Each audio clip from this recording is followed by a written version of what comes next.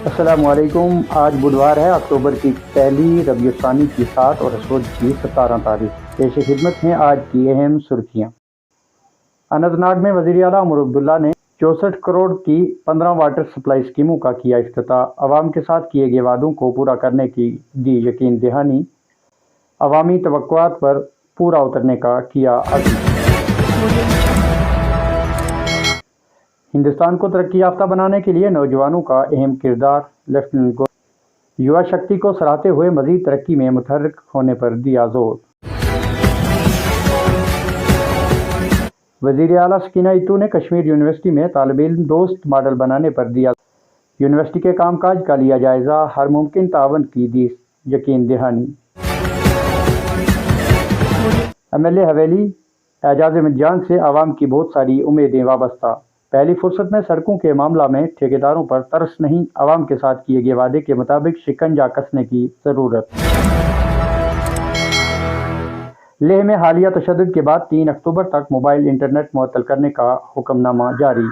امن و امان کو برقرار رکھنے کی صورت کے پیش نظر وزارت داخلہ کا اہم فیصلہ، شہریوں کو محتاط رہنے کی سخت ہدایت۔ لیہ میں آج سے دوبارہ زندگی معمول پر، کاروباری ادارے اور دکانیں کھولنے کے احکامات۔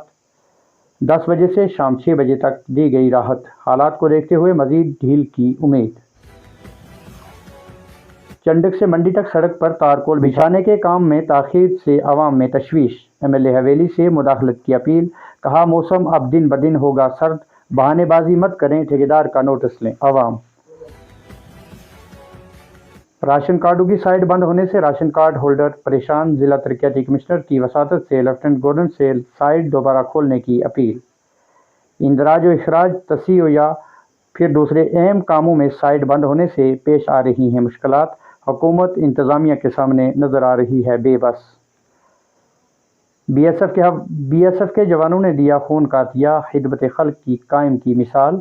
BSF کی 53 بٹالین کے جوانوں کا اہم پیغام۔ بلاک میڈیکل آفیسر منڈی ڈاکٹر ریاض جان نے کی سراہنا، نوجوانوں کو اس کار خیر میں آگے آنے پر دیا زور۔ ڈاکٹر مریم انصاری نے نیورو سرجن بن کر کی تاریخ رقم، بھارت کی پہلی مسلم خاتون نیورو سرجن بننے کا اعزاز کیا حاصل۔ اسی کے ساتھ دیجیے اجازت، خدا حافظ۔